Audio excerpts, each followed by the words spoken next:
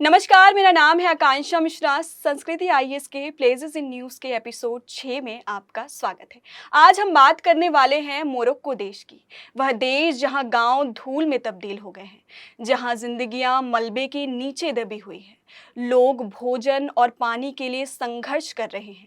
मरने वालों की संख्या लगातार बढ़ रही है। आज के आंकड़ों की बात करें तो मरने वालों की संख्या 2600 से ज़्यादा हो चुकी है और घायलों की संख्या 2500 से ऊपर बढ़ गई है। ऐसा नहीं है कि राहत कार्य नहीं किया गया है, राहत कार्य लगातार जारी है, लेकिन फिर भी मौत के आंकड़े और घायल के आंकड़े लगातार बढ़ रहे हैं। आज हम बात करेंगे मोरक्को की और मोरक्को के साथ साथ हम इर्द गिर्द की भौगोलिक अवस्थितियों की बात करेंगे, आए भूकंप की बात करेंगे और भूकंप की वजह की भी बात करेंगे। चूंकि मोरक्को जो देश है वो भूमध्य सागरीय क्षेत्र से लगता है, तो भूमध्य सागर की भी बात करेंगे, एटलस माउंटेन की बात करेंगे, साहेल रीजन की बात करेंगे और बात करेंगे हम सहारा रेगिस्तान की। इन सब की बातें विस्तार में करने के साथ साथ मोरक्को के प्रमुख शहरों को भी देखेंगे। तो आइए बिना किसी देरी किए शुरू करते हैं आज के सेशन को, लेकिन उसके पहले आपके लिए एक छोटी सी सूचना है।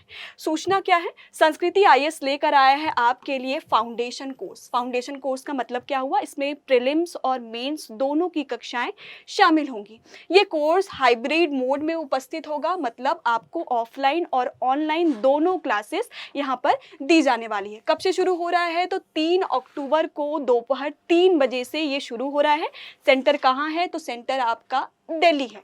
भारत के सर्वश्रेष्ठ शिक्षक यहाँ आपके लिए उपस्थित होंगे। अधिक जानकारी के लिए आप संस्कृति आईएएस के वेबसाइट पर संपर्क कर सकते हैं या दिए गए नंबर पर कॉल कर सकते हैं। आगे बढ़ते हैं और देख लेते हैं आज की खबर क्या है। आज हम बात कर रहे हैं मोरक्को की। मोरक्को के साथ साथ पूरा अफ्रीका महाद्वीप हमारे लिए परीक्षा के उद्देश्य से महत्वपूर्ण हो जाता है। क्यों महत्वपूर्ण हो जाता है? आज हम बात कर रहे हैं मोरक्को के भूकंप की। आज ही आया है लीबिया में तूफान की घटना देखी गई है। तो लीबिया में जो डेनियल तूफान आया है उस कारण से भी अफ्रीका महाद्वीप क्या हो जाता है? परीक्षा के लिहाज से आपके लिए महत्वपूर्ण हो जाता है। इसके अलावा तीसरी घटना क्या हुई है? तो G20 में अफ्रीकन यूनियन को शामिल करने की बात यहाँ पर की जा रही है।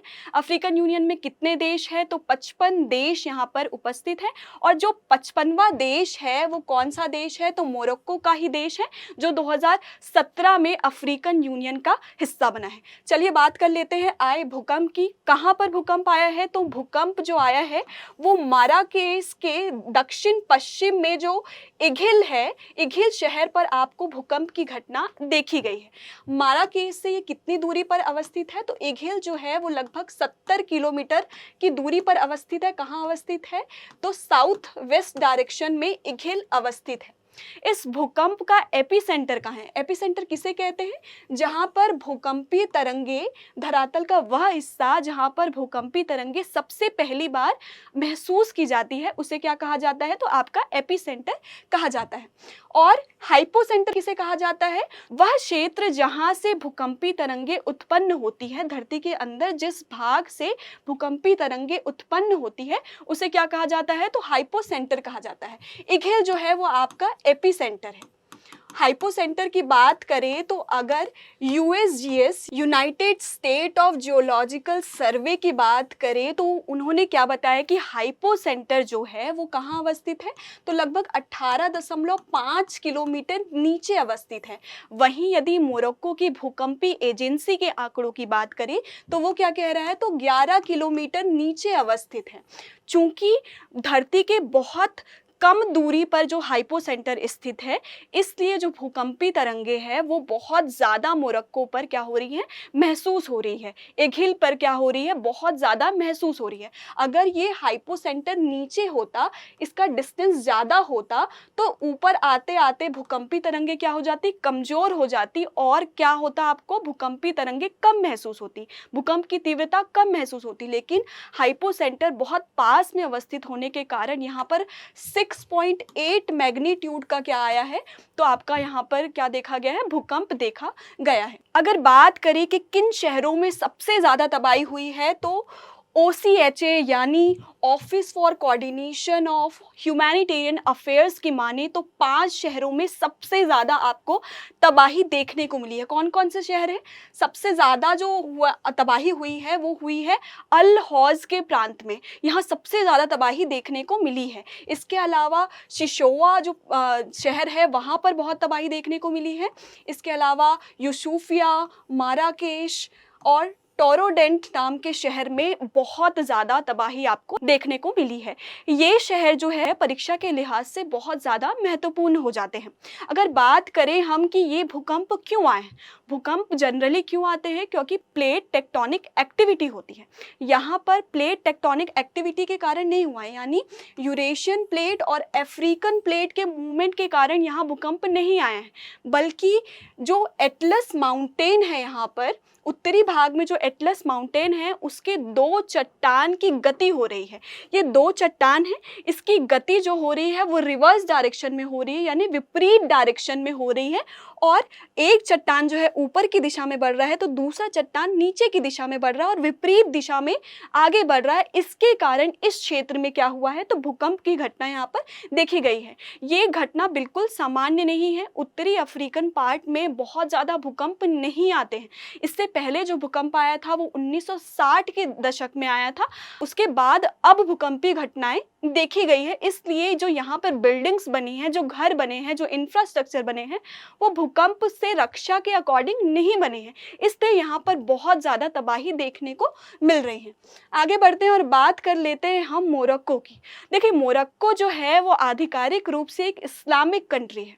अगर अफ्रीका के लिहाज से बात करें तो ये 5th लार्जेस्ट इकोनॉमी है, जहाँ पर 2 प्रमुख भाषाएं बोली जाती है। कौन कौन सी भाषाएं हैं, तो अरबी है और बर्बर जो लैंग्वेज है यहाँ पर बोली जाती है। ठीक है, ये कौन से रीजन में पड़ता है, तो ये मेहराब रीजन में पड़ता है, जिसकी चर्चा हम आगे करेंगे। अगर इसकी जलवायु की बात करें तो यहाँ पे गर्म भूमध्य सागरीय जलवायु पाई जाती है। क्यों पाई जाती है, इसकी चर्चा भी हम क्या करेंगे, तो आगे के सेशन में करेंगे। अगर बात करें इसके कौन कौन से प्रमुख शहर है, तो पहला शहर जो महत्वपूर्ण हो जाता है वो है रबात। रबात क्या है, तो इसकी क्या है, राजधानी है जो तट पर अवस्थित है और एक पोर्ट भी है। इसके अलावा बात करें कासाब्लांका की, तो कासाब्लांका भी तट पर अवस्थित है और जो है मोरक्को का सबसे बड़ा शहर भी है। ये एक आर्टिफिशियल पोर्ट है, मतलब मानव निर्मित पोर्ट है। कासाब्लांका जो है सबसे बड़ा शहर है और मानव निर्मित ये क्या है, पोर्ट भी है।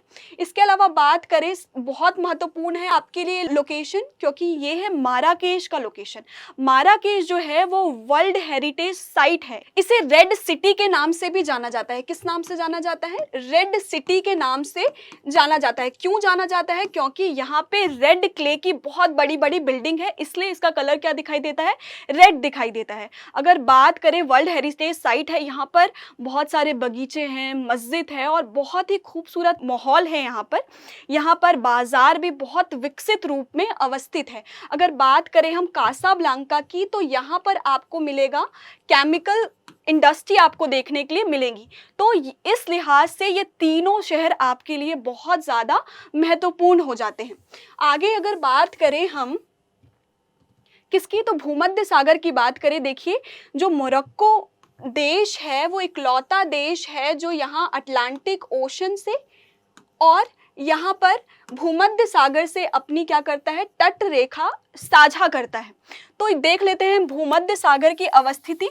भूमध्य सागर के इर्द गिर्द कौन से देश लगते हैं वो हम यहाँ पर देख लेते हैं। अगर अफ्रीका की बात करें तो अफ्रीका का मोरक्को, अल्जीरिया, ट्यूनीशिया, लीबिया जहाँ पर आज तूफानी घटना देखने को मिली है, जहाँ डेनियल तूफान आया है, ये भी किसके दक्षिण में अवस्थित है, तो मेडिटेरेनियन सी के दक्षिण में अवस्थित है। इसके अलावा इजिप्ट, यानी अफ्रीका के 5 देश जो है वो भूमध्य सागर से सीमा साझा करते हुए नजर आते हैं। वहीं बात करें एशिया की, तो यहाँ पर इजराइल, लेबनान, सीरिया, तुर्की सीमा साझा करते हुए नजर आते हैं। तो कितने कंट्रीज हैं, तो यहाँ पर 4 देश हैं जो मेडिटेरेनियन सी से सीमा साझा करते हुए नजर आते हैं। कौन कौन से देश है? तो तुर्की है, सीरिया है, लेबनान है और इजराइल है। अगर बात करें हम किसकी, यूरोप की बात करें, तो सिप्रस प्रायद्वीप जो है, जो अभी विवादित है, वो भी किससे सीमा साझा करता हुआ नजर आता है? तो मेडिटेरेनियन सी से सीमा साझा करता हुआ नजर आता है। इसके अलावा कौन कौन से देश है? तो ग्रीस है, यहाँ पर अल्बेनिया है, उसके अलावा यहाँ मॉन्टीनिग्रो है, बोस्निया और हर्जेगोविना है, उसके बाद क्रोशिया है, स्लोवेनिया है, स्लोवाकिया नहीं है। स्लोवाकिया जो है वो एक लैंडलॉक कंट्री है, यानी भू आबद्ध है, जो सागर से अपनी सीमा साझा नहीं करती। तो कंफ्यूज बिल्कुल नहीं होना है, स्लोवेनिया सीमा साझा करता है, लेकिन स्लोवाकिया सीमा साझा मेडिटेरेनियन सी से नहीं करता है। आगे बढ़े तो देख लेते हैं, इटली है, उसके अलावा कौन है? तो मोनाको है, फ्रांस है, एंडोरा देखिए यहाँ पर है, स्पेन और फ्रांस के बीच में है, जो लैंडलॉक है, तो ये भी सीमा साझा नहीं करता है। इसके अलावा कौन है? तो स्पेन है और यहाँ पर माल्टा है। इतने देश जो हैं यूरोप के हैं, जो मेडिटेरेनियन सी से सीमा साझा करते हुए नजर आते हैं। कितने देश हैं? तो आपके यहाँ पे 12 देश हैं यूरोप के, जो मेडिटेरेनियन सी के साथ सीमा साझा करते नजर आते हैं। 12 + 5 + 4 यानी टोटल 21 कंट्री हैं जो मेडिटेरेनियन सी से क्या करते हैं, भूमध्य सागर से क्या करते हैं, सीमा साझा करते हुए नजर आते हैं।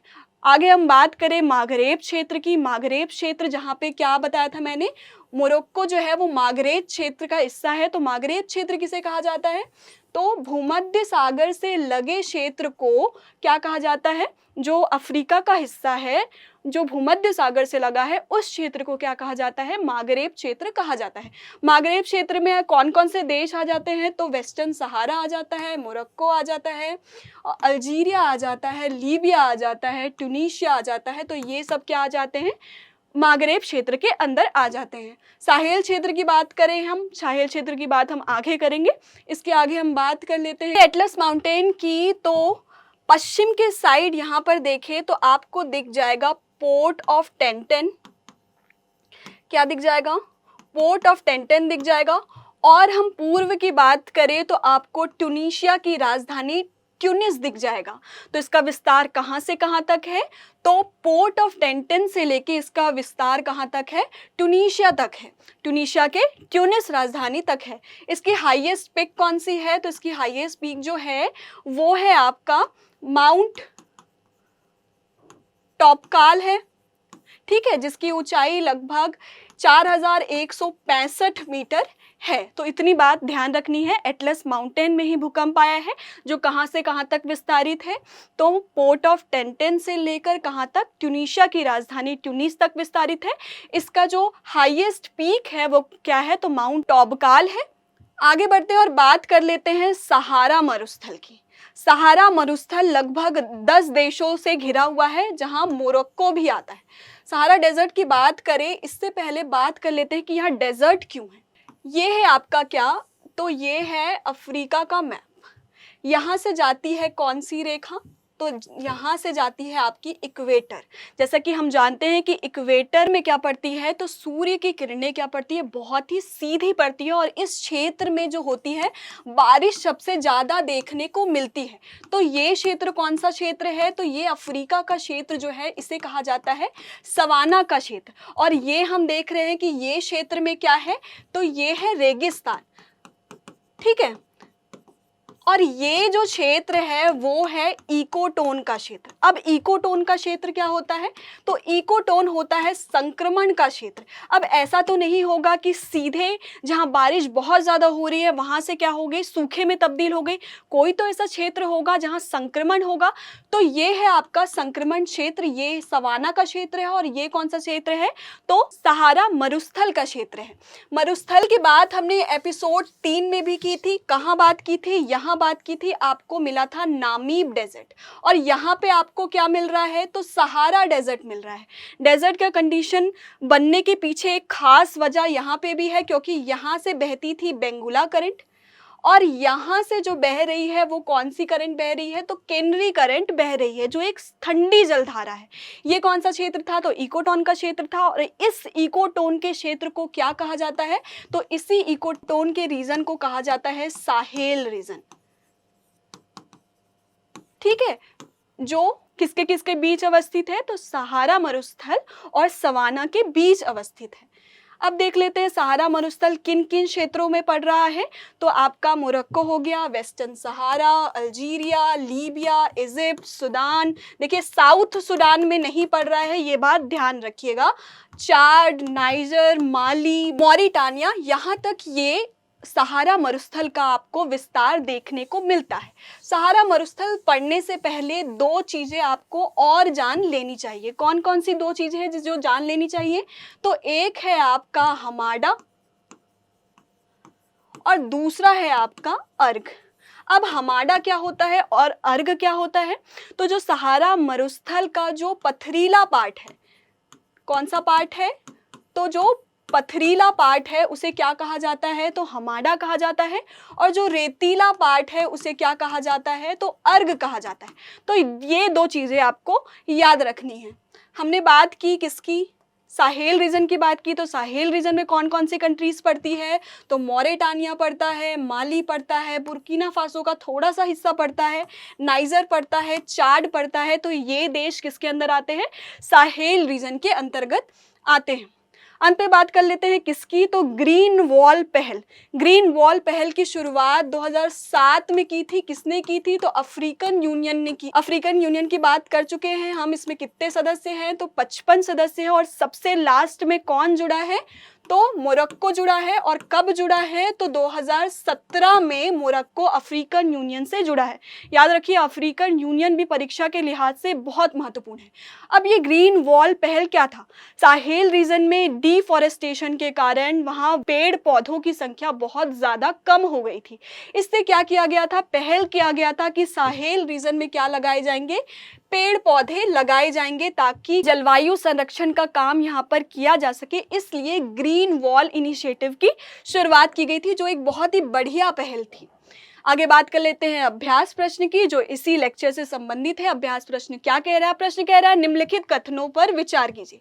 पहला कथन क्या है? हाल ही में मोरक्को में आए भूकंप की वजह अफ्रीकी और यूरेशियन टेक्टोनिक प्लेट की टक्कर है। ये कथन एक कह रहा है। कथन दो क्या कह रहा है? मोरक्को के प्रमुख शहर कासाब्लांका यूनेस्को का विश्व धरोहर स्थल है। कथन क्या है? उपरोक्त कथनों में से कौन सा सही है? ऑप्शन क्या क्या है आपका? केवल एक, केवल दो, एक और दो दोनों, और सबसे आखिरी ऑप्शन क्या है? ना तो एक ना तो दो। इसका जवाब आप किस में देना है? तो आपको कमेंट बॉक्स पर देना है। देखिए परीक्षा के लिहाज से जो अफ्रीका महाद्वीप है वो लगातार इम्पॉर्टेंट होता जा रहा है। एपिसोड 3 में हमने बात की थी ब्रिक्स सम्मेलन जहाँ पे हुआ है। कहाँ हुआ था? तो दक्षिण अफ्रीका में आपका ब्रिक्स सम्मेलन हुआ था। तो दक्षिण अफ्रीका की बात यानी अफ्रीका महाद्वीप के दक्षिणी हिस्से की बात हमने विस्तार में की थी। आज हमने बात की है किसकी? उत्तरी क्षेत्र की बात की है। मोरक्को के अलावा भी हमने वहाँ की ज्योग्राफिकल लोकेशन को कवर करने की पूरी कोशिश की है। आगे हम इसी तरीके से चर्चा में रहे विषयों का विस्तार में विश्लेषण करेंगे। अगर आपके सुझाव में कोई जगह है जो महत्वपूर्ण है परीक्षा के लिहाज से, तो आप कमेंट बॉक्स पर लिख सकते हैं। आज के लिए बस इतना ही। मुझे दीजिए इजाजत। धन्यवाद।